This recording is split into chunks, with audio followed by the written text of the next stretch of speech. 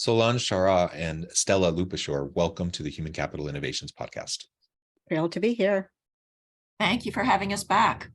Yeah, it's a pleasure to have you back. I'm trying to remember, is maybe 4 to 6 months ago that we had you on last time. We had a chance to talk about your new book, which was a fabulous conversation. Today, we're going to continue that conversation. We're going to talk about HR and the future of work, more specifically around skill-based versus credential-based hiring in the workforce and as we move into the future of work. As we get started, I wanted to share Solange and Stela's bio with everybody. Solange Charas is the founder and CEO of HCI Moneyball, an adjunct professor and governance researcher and thought leader. Stela Lupushor is a thought leader, speaker, educator, and futurist on a mission to humanize the workplace through the use of design thinking, technology, analytics, and future thinking to create inclusive workplaces. And I could say way more about both of you, but I'm going to pause there and just give you both a chance to share anything else about yourself, your background, your personal context that you would like to highlight for the audience.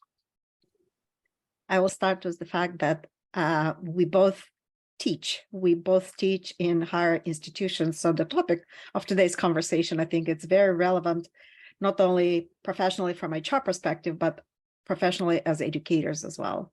So looking forward to diving in. And that's exactly what I was going to say, is that between Stela and myself, we teach at 4 different institutions, or you teach also at Cornell, so 5 different institutions. So, so we sort of have our pulse on the industry, the higher education industry. So. Yeah, wonderful. And I don't know if you remember, but I'm a university professor. That's my full-time gig, and I do consulting work on the side. So I think between the 3 of us, we have a lot of knowledge and insight and experience in both higher ed and in the workplace, in the consulting space. So I think this will be a great conversation. I'm excited to hear your thoughts around work, the future of work and skills-based versus credential-based hiring. So why don't we start by defining those a little bit? What do you mean by skills-based work versus credential-based work, or sorry, credential-based hiring and skills-based hiring? Yeah, so organizations, and we're sort of jumping into the middle. So let me just give a little sentence and then let's back out a little bit to create a context to understand what we're thinking about in this conversation. Today's challenge for most organizations, and if you look at the CEO survey on top issues that the conference board does every year, talent is amongst the top 5. And if you look, talent acquisition, and if you look at the CHRO survey that the conference board does every year, across the globe, talent acquisition is the #1 topic. So companies are really struggling with finding talent. And we think that one of the reasons that they're having difficulty finding talent is because of the criteria that they set in place for their screening. So what happens is we've got structural unemployment. So even though our unemployment rate is very low, the majority of that unemployment is structural unemployment. So there's essentially 3 different types of unemployment. There's frictional unemployment, which is basically unemployment of people that are in the midst of changing jobs. So it's just the frictional part going from one job to another. There's seasonal or cyclical unemployment, which is attached to business cycles. So we see gig or seasonal or cyclical workers around Christmas time. So people always, salespeople find it easier to find a job when companies are hiring for seasonal work. And then the third one is structural unemployment. And structural unemployment refers to the mismatch between the jobs that are available and the skill levels of the unemployed. And it is the one that is the most persistent. We can't wait for time to fix that problem. We actually have to have some type of an intervention to solve it. So unlike cyclical unemployment, it's not a business cycle issue. We have about 10.5 million or so open jobs and about 6 million people that are on the unemployment roster. We have more unemployed that have just given up looking for a job because they simply can't find one. It's important to note the only people that count towards the official unemployment numbers are the people who are actively looking, right? Right, exactly. So, and if you look at the BLS data and you look at the research in this area, structural unemployment really comprises the vast majority of the reason for unemployment. So think about the tech sector. Layoffs. Tens of thousands of employees are now unemployed, and yet the unemployment rate didn't go up during this period, during these last 6 months, when the tech industry was shedding jobs, for a couple of reasons. One is the tech sector actually overhired in the prior 2 years, so they're actually getting rid of excess labor. And people in those jobs, for the most part, were able to find new jobs, because it's not just the Googles and the Metas in the world that are hiring tech people. It's all the mid and small size companies that are hiring tech people that have everyone is. that have been locked into those behemoths. And when they let them go, I actually think it's a good thing, because now we're doing technology transfer from the Googles and the Metas and the Yahoos of the world, and the Apples of the world, into our mid and small cap companies. So I think that's a good thing.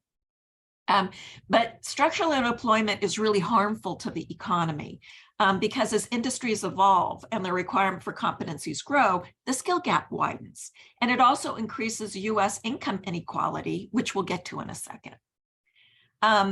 So we are really interested in this dilemma that organizations say they can't find talent.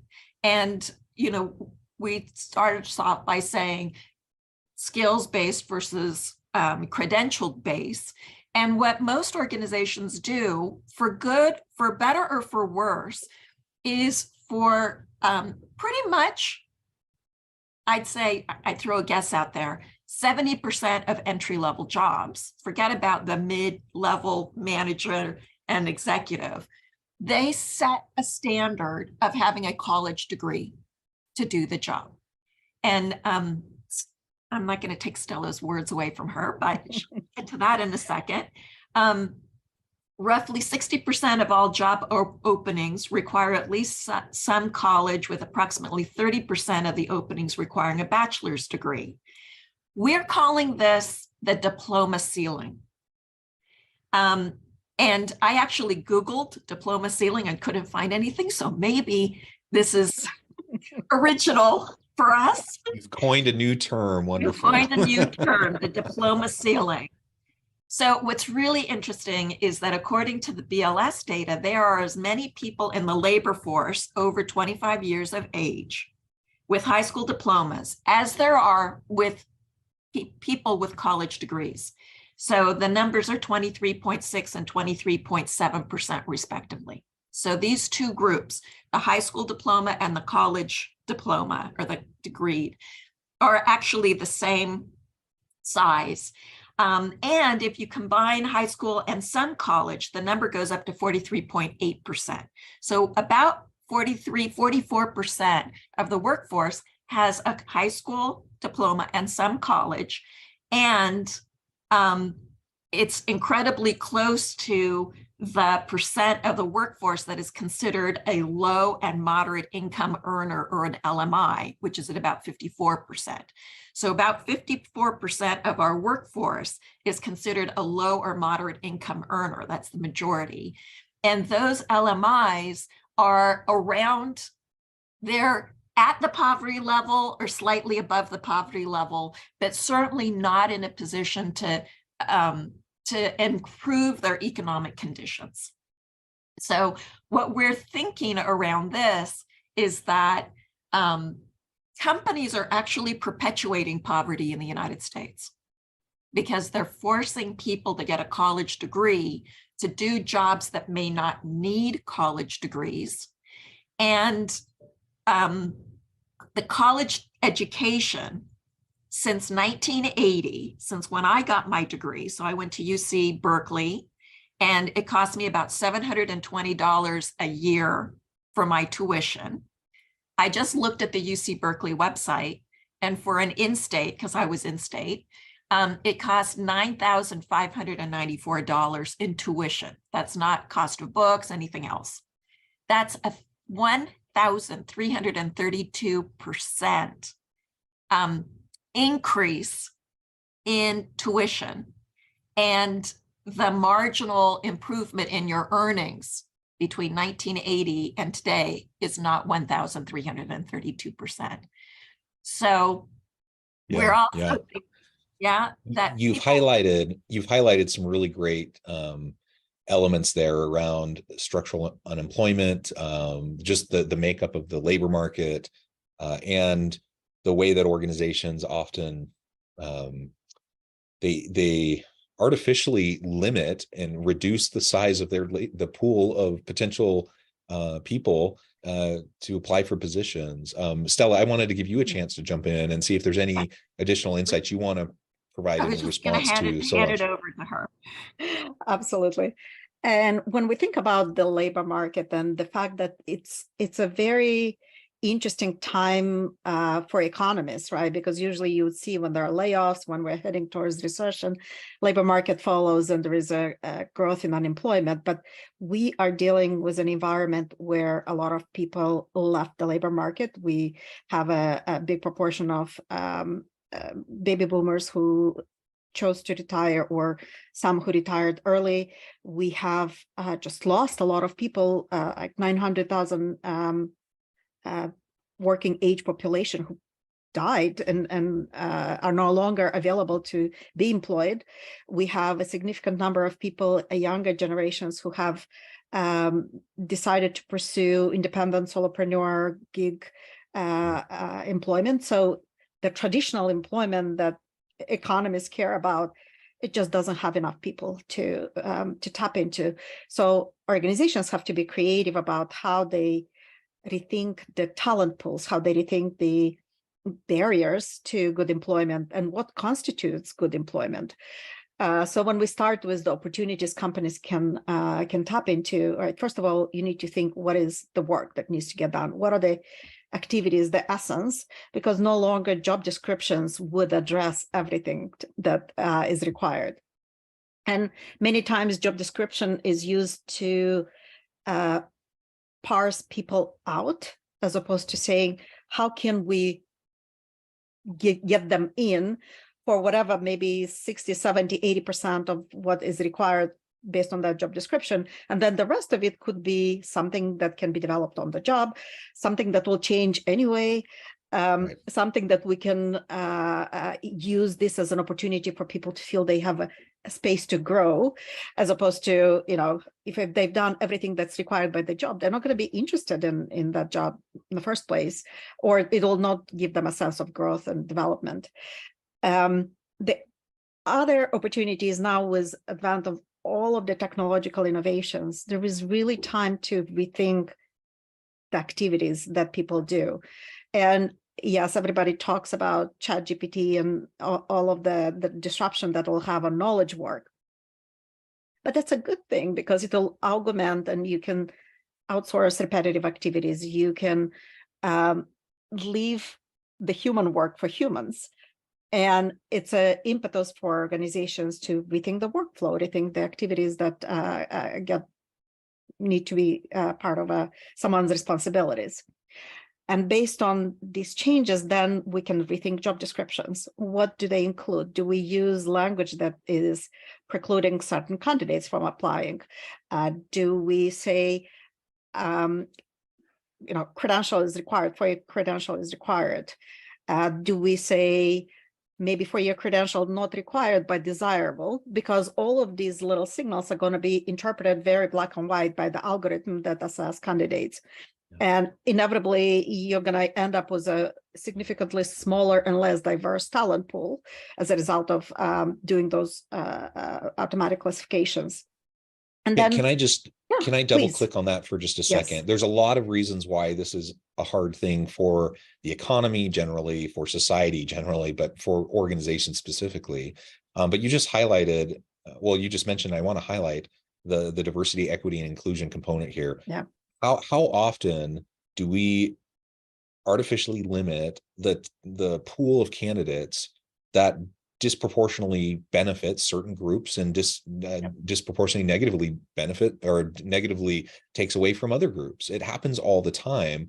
And so if you're wanting to increase the diversity in your pool, which will then hopefully lead to more diversity in the hiring process and bringing people on and the types of inclusive and belonging environments and cultures that exist within organizations, one of the easy ways, I mean, it's not easy, I suppose, but one of the first steps is to just rethink what you're requiring in your job postings, because there is research that shows that men, frankly, don't need to check all the boxes. They'll apply for jobs that they aren't a good fit for at all, but women disproportionately will often feel like, oh, I'm not a candidate. I'm not even going to apply. I'm not going to throw my hat in the ring for something because I'm not as qualified as I should be. Even though they're way more qualified than a bunch of men who are applying and eventually will be the ones to get the job. Exactly. And just to jump in here for a second, we have outsourced to AI and to machine learning the screening process. And that technology is programmed mostly by white guys. So it's not nefarious, it's just hidden bias.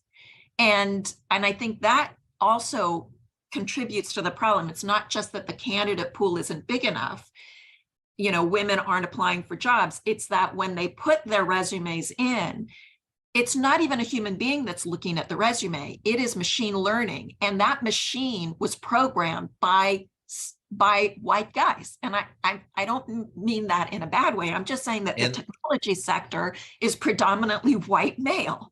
And it's trained on the data from the past, which was disproportionately hiring more white dudes, right? That's right. Yep. I love the kind of diversion into the diverse talent pools, because we typically think of diversity as the visual identifiers, right? What's visible as far as race, gender, abilities. But there is a broader spectrum of talent that we can tap into. So once we understand what are the changes to the work, change the job description to reflect that, and then tap into a diverse spectrum of talent options, right? Look at people who recently retired. They already have the knowledge. They know what needs to get done. They understand the culture, bring them back as contractors to fill in the gaps for specific needs. They will also develop the next generation of leaders and kind of the leadership pipeline. They can coach, they can mentor. Look at people with schedule limitations, right? You have significant number of becoming disproportionately younger set of millennials who are caregivers. They may have chosen to stay home so they can have the ability to care for their parents or family members.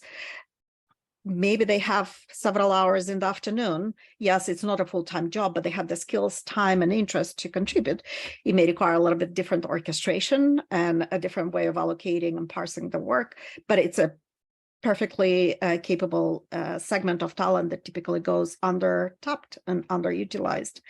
And then more importantly, when you think about work, you really need to think from perspective of making it a living wage, right? Solange mentioned about the poverty line, and the more we deconstruct and decompose work and outsource a lot of the technical work now to technology, what's left, it's essential work. And it became very obvious how important and difficult it is to replace when there aren't essential workers to do that work. Why is it that essential work is usually the lowest paid too, right? So rethinking the activities and making it easy for somebody to stay with you, as opposed to trying to piecemeal 3-4 jobs so they can have a living wage to have a normal life. So there are a lot of opportunities from analytics perspective. There are a lot of opportunities from talent acquisition practices, and as well as managers' education on how to handle candidate slates that they see and make decision on. Yeah. And, we're asking for a heavy lift. right? It's a heavy lift to look at your organization, to look at the business model, to look at that labor input, and then redesign that.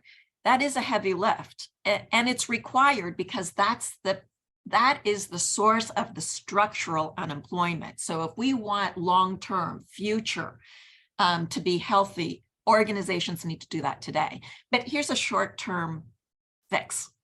Lower the requirement for an entry-level job, right?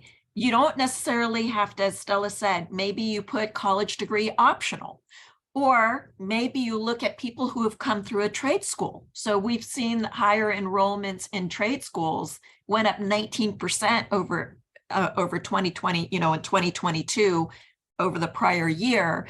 And I think it's also because there's better utility, right? So a person who's college bound says, I'm going to spend $40,000 to $100,000+ in my education. And is it worth it? And I think a lot of young people are looking at college, and that's why we see college enrollment going down by about 8%, saying it's not worth spending this amount of money for something that I don't think is going to bring that kind of value in the future. So I think we've got exogenous, external factors, endogenous, internal factors that are all coming together that point to, let's relook at the ante, right? The table stakes for getting a job. And here's the thing that's really, really absurd to me. There's a project that's going on right now at Northwestern University called the Employment Quality Project. And I just had a conversation with one of the people that's there. Stella, can I say her name? Yeah. Janitha Gray, who's a researcher in that project. And she told me something really interesting. She told me that for most of the big organizations that are participating in that research, they do not keep information about college education in their HRIS systems. They only use it to screen candidates. And then when you're in the door, these organizations, these big organizations, I'm talking about the Fortune 50, do not keep that information in their systems to use it. And so it's just a way of screening out. It's not even being used by the companies. And it just makes me scratch my head, like, why does it exist at all? If you're not going to track that for your employees, why even use it as a way to screen? And well, it's crazy. It's crazy, one, that you'd use this arbitrary measure to screen for things that probably don't even need it as a screening tool. Right. And then two, if you are going to use it to screen and you already collect the information, why in the world wouldn't you utilize that information as you're trying to understand and assess the skills of members of your team for future opportunities, et cetera? It really is crazy. It is crazy. And, the job training industry is an $18 billion industry. Companies are spending $18 billion to train people. So why not let people that don't have a college degree in the door? If you're already going to spend money on training them, have it be, have it have utility, right? So one of the things that we're seeing in our research, and we know when we price out the cost of attrition, that the cost of attrition far outweighs the cost of training and development, or the cost of just improving salaries so that you hit at least a minimum wage level, right? I guess the highest minimum wage level, because every state has its own rules. But being penny wise and pound foolish is what most organizations are doing today. They just rather scrimp and save on paying people and replacing those people than simply just giving them a decent wage so that they don't have to have patchwork careers, 3-4 careers or 3-4 jobs just to make ends meet. It's like reinforcing the class system, right? And it's not sustainable. It's not going to work. Companies are dying for employees. Employees are dying for opportunities. And the barrier is something artificial around college education. Yeah. And again, that's coming from three people that believe in college education, right? I think college education is really important. I think it plays a huge role, but not for every position, and certainly not for every entry-level position. And we already do this to an extent. Like, you know, people get hired all the time for things that they're not particularly traditionally qualified for, because they know somebody, because someone else sees that talent in them. It happens all the time already. And so all we're suggesting is maybe pull back the covers a little bit and make it a little bit more of an open process so people can, you know, explore what the possibilities might be for them. And it benefits the individual, but it benefits the organization as well. The fight for talent is real, and it's not going to get easier. And we need to constantly be looking at ways to reskill and upskill our people. Some of that's going to involve credentials, and that's great. But not always. And we need to just be much more proactive in organizations. And maybe the final thing I'll say on this before we start to wrap up, organizations should be reevaluating jobs on a continual basis anyways. So it is a heavy lift, yes. But it's just build it into your normal process of reviewing jobs, job design, redesign, and the whole workflow. And if you start to build that into what you hopefully are already doing, then it's not such a huge, crazy, heavy lift. It just becomes part of the process. And within a couple of years, you will have transformed the way your organization functions in terms of a talent perspective. Yep. Well, Stela and Solange, this has been a great conversation. I know at the time, and I do need to let you go, but before we wrap things up for today, I wanted to give you a chance to share with the audience how they can connect with you, find out more about your work, and then give us the final word on the topic for today. Stela Lupushor. So it's Stela with one L at reframe period work, or find me on LinkedIn, Stela with one L. There aren't that many of us. Solange? There's only one Solange Charas on LinkedIn, and you can write to me at schRAS@hcmoneyball.com. You can find pretty much everything that we're talking about today in our book, which is really a blueprint, a roadmap for helping you to use data analytics to understand your organization and how to improve the effectiveness of human capital programs. And our website for the book is www.humanizinghumancapital.com. Wonderful. Thank you both. It has been a real pleasure. I encourage the audience to reach out, get connected, find out more about what Stela and Solange can do for you. Check out the book. And as always, I hope everyone can stay healthy and safe, that you can find meaning and purpose at work each and every day.